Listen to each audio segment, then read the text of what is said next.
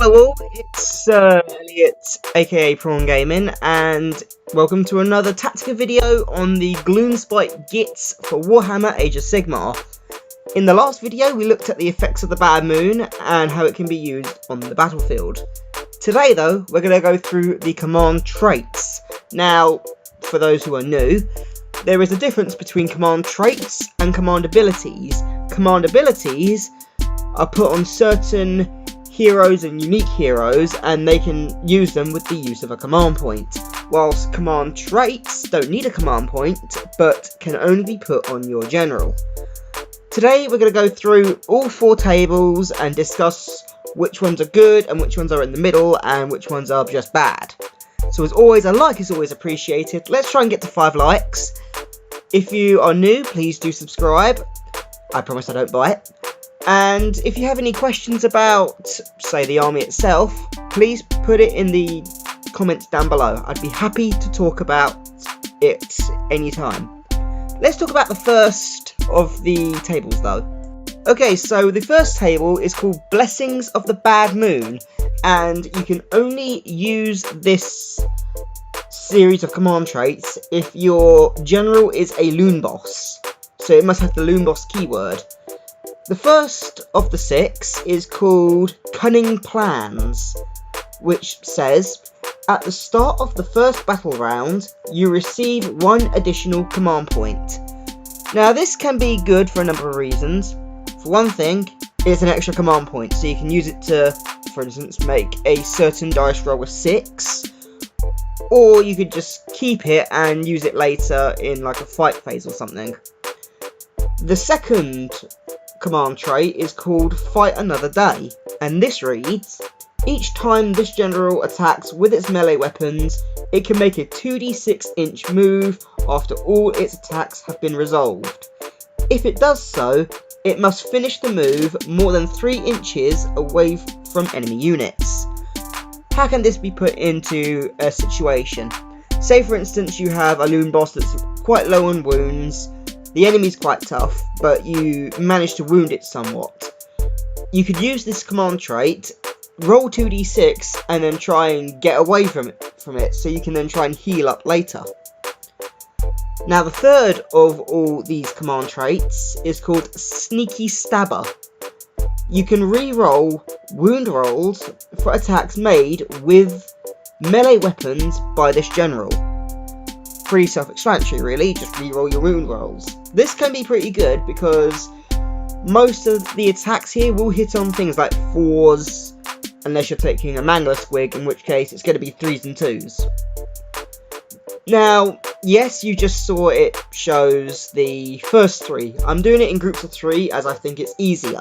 Plus it's the only way I could do it when I was using my typing on the app I used to edit images. But the next 3, let's move on to that though. So number 4 is called Tough and Leathery. I kid you not, that's what it honestly says on here. And it reads, add 2 to this general's wounds characteristic. Pretty self-explanatory really. It means he's harder to kill in combat, but mortal wounds are its nightmare.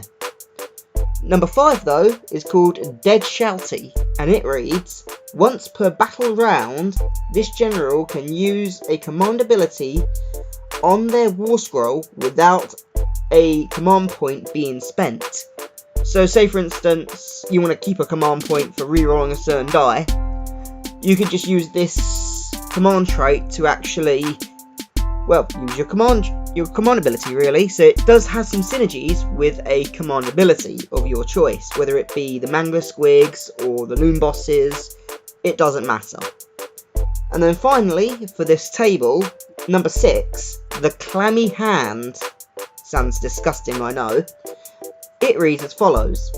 If this general is within 12 inches of a Bad Moon Loon Shrine at the start of your hero phase, you can use the Bad Moon Loon Shrine's Moon Clan Lair special rule 2 times in that hero phase.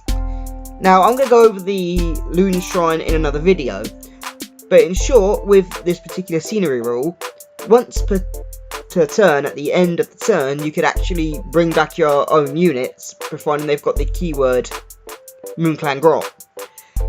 This can be really helpful with a certain War Score battalion that I won't go into in this video, but we'll go into in a later video. So that's really the end of the first lot of command traits. Let's go on to the next table.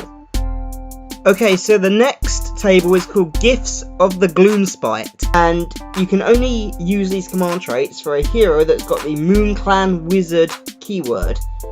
So, the first one is called Low Cunning, and it reads, at the start of the first battle round, you receive 1 additional command point. This is one of the, by the way, one of the generic ones for these two tables. The second one is called Spiteful Gitz, and it reads, roll a dice each time a wound or mortal wound is allocated to this model. On a 4+, the unit that inflicted that wound or mortal wound suffers 1 mortal wound, and on a 6, it suffers D3 mortal wounds instead. This can be pretty handy, so you can get some quick mortal wound damage, as these are like the bane of anything that's got armour. The third of the command traits for this table is called Great Shaman, and it reads, this general knows 1 extra spell from the lore of the Moonclans. Now, I will be covering all the spells in another video, but knowing an extra spell can be really handy. Number 4 on this table is called Dodgy Character. Pretty much anyone from East London, really. But it reads as follows. Reroll successful hit rolls for attacks that target this general. So to put this into a situation, say for instance your general is a Moonclan Wizard and it's going up against another hero, like another wizard or something. And this any wizard gets, say, 3 successful hits. They then have to re-roll that, so that means it's more of a chance for them to miss, which means my general would get out safe, really.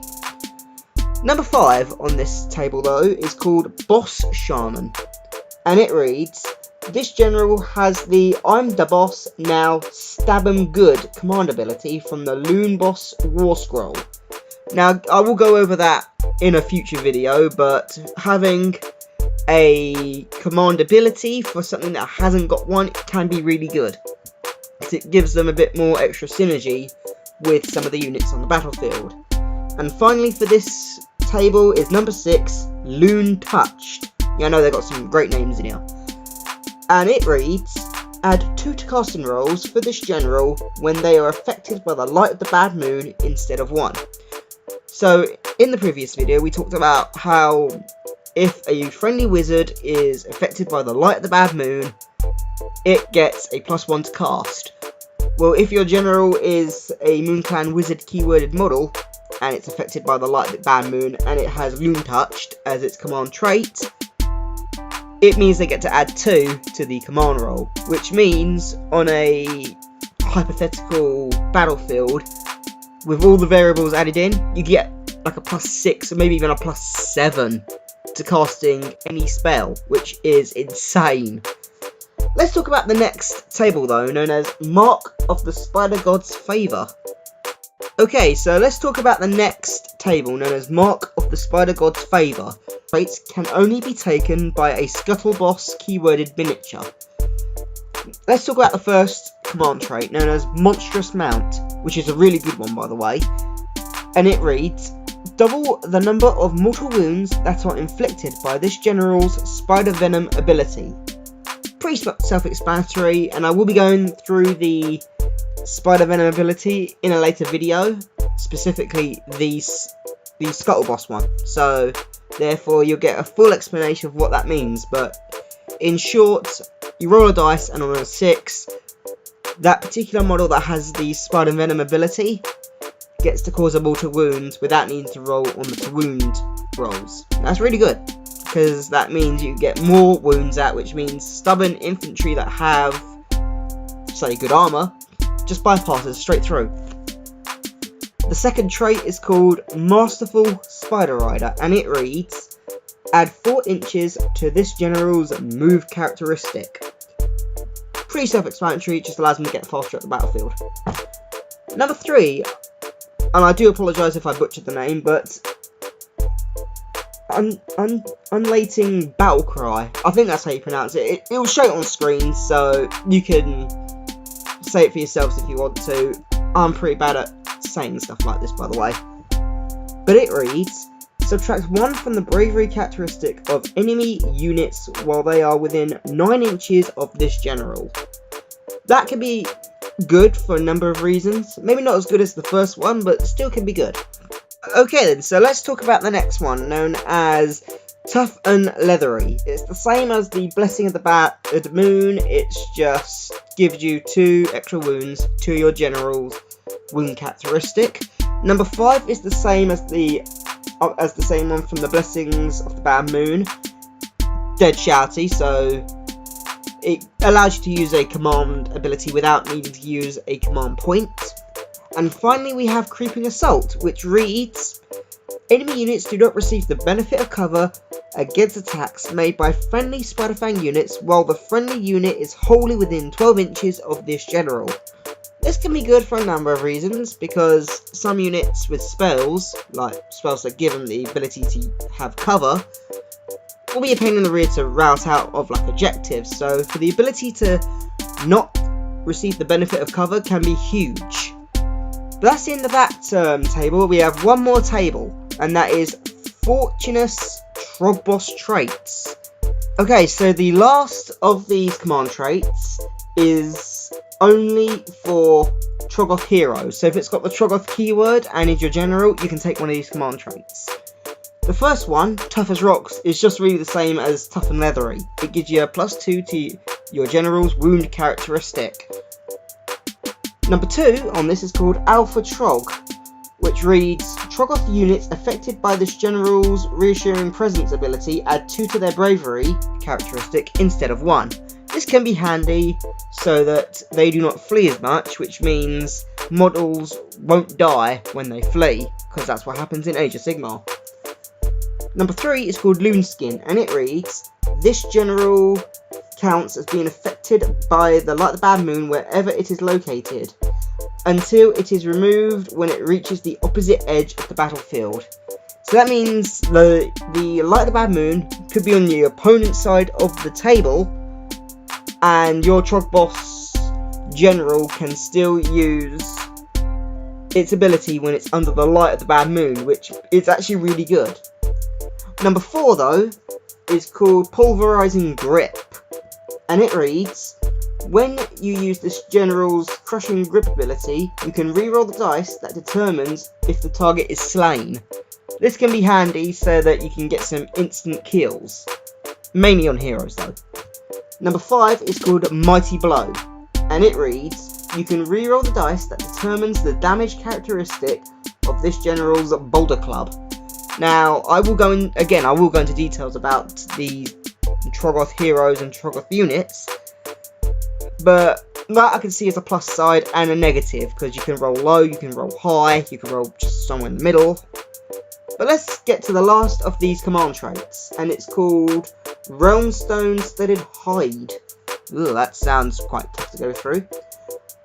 And it reads, when you use this general's magical resistance ability, you can re-roll the dice that determines if the spell's effects are ignored. So, to put it into perspective of a situation on the battlefield, say for instance a Stormcast Eternals player that you're facing, for instance, is trying to do Stormcall on you, and that thing can hurt like a pile of bricks. This can determine whether or not you don't take any damage or not. That can be incredibly handy. Let's move on to the last section of which ones I think are good, which ones are bad, and which ones are not so good after all. Okay, so let's record some of the bits that I actually didn't like to do with command traits. So the first command trait I didn't like much is the Fight Another Day for the Loon Boss, for the Blessings of the Bad Moon. The reason why I don't like it much is because it's kind of situational. You'd want to be having the Loon Boss, whether it be either a Mangler Squig or just the regular Loon Boss, fighting up against another hero. And these, I would say, are okay for heroes, but at the same time they can be yeeted into oblivion by heroes. The second one I didn't like is Dead Shouty, for both the Blessings of the Bad Moon, as well as the Mark of the Spider God's Favour. The reason why is because, again, it is rather situational. Sure, you can have some good synergies with it, but again, it has to be, again, very situational. Finally, the last two I didn't like come from the Gifts of the Gloomspite, which is the Moon Clan Wizard only command traits, and they are Spiteful Git and Dodgy Character. The reasons why I didn't like these are because for them to be needed and used, you'd have to put your wizard in the front lines, and wizards are more, support units. Having said that though, there are a few I do like, and that's the Clammy Hand and Sneaky Stabber for the Loon Boss. The reason why is because with Sneaky Stabber, it's always good to reroll any wound rolls, and with spells that can make you lose the ability to wound in decent numbers. So say for instance the opponent used a spell that made it -1 to wound. For things that hit on 4s, it's going to be hitting on 5s. For a Loon Boss that hits on, wounds on 3s, it'd be 4s. So the ability to re-roll that does get a bit good. And then the Clammy Hand, again I'm going to explain in another video about the Loon Shrine mechanics, but with a War Scroll Battalion and this Clammy Hand command trait and the Loon Shrine, you can bring back 2 squads of 60 mobs of grots. That is just evil. From the Gifts of the Gloomspite, which is the Moon Clan Wizards as I said earlier, there is only 2 that I like, and that is Great Shaman and Loon Touch. Now the reason why I like the Great Shaman one is because knowing an extra spell can mean the difference between losing and winning a battle, and then Loon Touched, well, adding 2 to caster rolls is just fantastic. Like I said earlier, it could either be a +5, 6 or 7 depending on the situation, so you can really cast your spells really easily. And as for the Mark of the Spider God's Favour, the only one I liked from this is of course Monstrous Mount. As I said earlier, mortal wounds are the bane of anything with good armour, so doubling the number of mortal wounds is really good. But that though is the end of the video. So in the next video, we're going to look at Artefacts of Power for both the Gloomspite Gitz and some good Artefacts of Power in terms of armour and weapons from the Malign Sorceries. So again, that's really the end of the video, so let's see if we can get the 5 likes on this video. Subscribe if you're new, and comment down below if you have any questions. I'd love to answer them. And I've been Elliot, aka Prawn Gaming, and I'll see you in the next video. #PG Tips.